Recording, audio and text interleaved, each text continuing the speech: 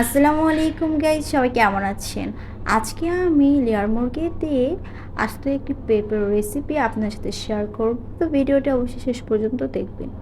তো এখানে আমি পেঁপে নিয়ে নিয়েছি। এই পেঁপেটা আমাদের গ্রাম থেকে এনেছিল নানু। তো এই পেঁপেটাকে এখন ভালো করে কেটে নিব।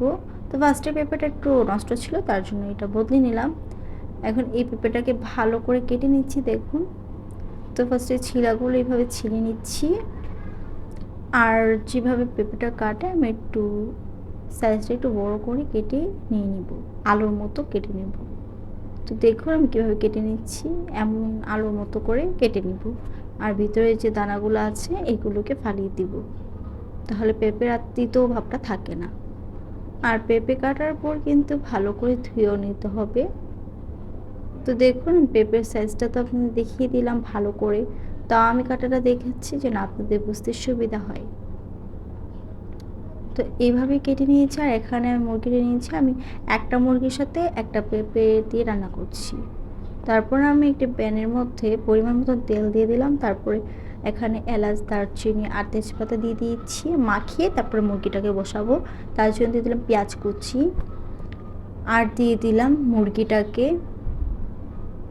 তো মুরগি সবটাকে এখানে দিয়ে দিচ্ছি। আমি এখন ভালো করে মুরগিটাকে সব মশলা দিয়ে মাখিয়ে নিব। তো তার জন্য এখানে দিয়ে দিলাম আদা রসুন বাটা, তারপর দিয়ে দিলাম পরিমাণ মতন লবণ, পরিমাণ মতন মরিচের গুঁড়ো, হলুদের গুঁড়ো, জিরের গুঁড়ো, ধনিয়ার গুঁড়ো আর গরম মশলার গুঁড়ো। তারপর পরিমাণ মতন পানি দিয়ে দিলাম। এবার সবগুলোকে হাতে মাখিয়ে আমি বসিয়ে দিলাম রান্নাতে। এবার একটু সময় ধরে রান্না করে নেব, যেহেতু এটা লেয়ার মুরগি, সো এটা একটু সিদ্ধ হতে টাইম লাগে, একটু সময় ধরে রান্না করে নিতে হবে। তো কিছুক্ষণ পর পর এভাবে আমি নেড়ে দিব। তো দেখুন এখন কিন্তু শুকিয়ে এসেছে, মাংস কিন্তু ভালো করে সিদ্ধ হয়ে যাচ্ছে। তো এই পর্যায়ে আমি পেঁপেগুলোকে দিয়ে দিলাম। তো পেঁপেগুলোকে দিয়ে আমি আবারও মাংসটার সাথে পেঁপেটাকে নেড়ে মিক্স করে নিচ্ছি। আর এখন দেখুন কালারটা, পেঁপেগুলো কিন্তু সিদ্ধ হয়ে যাচ্ছে। এখন আমি ঝোলের জন্য পরিমাণ মতন পানি দিয়ে দিয়েছি। তো এখানে ভালো করে পেঁপে আর মাংস সিদ্ধ হওয়ার জন্য আমি গরম পানি দিয়ে দিয়েছিলাম। তো এই তো আমি এখানে দিয়ে দিলাম কাঁচামরিচ, গরম মশলা গুঁড়ো।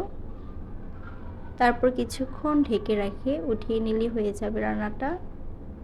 জাস্ট কালারটা দেখুন, একদমই কিন্তু পেঁপেটা সিদ্ধ হয়ে এসেছে, মাংসটাও সিদ্ধ হয়ে গিয়েছে। তো এখন একটু নেড়ে দিব।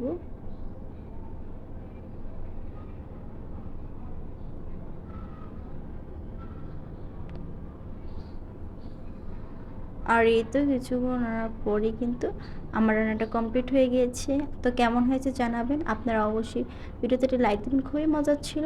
ভালো থাকবেন, আল্লাহ হাফেজ।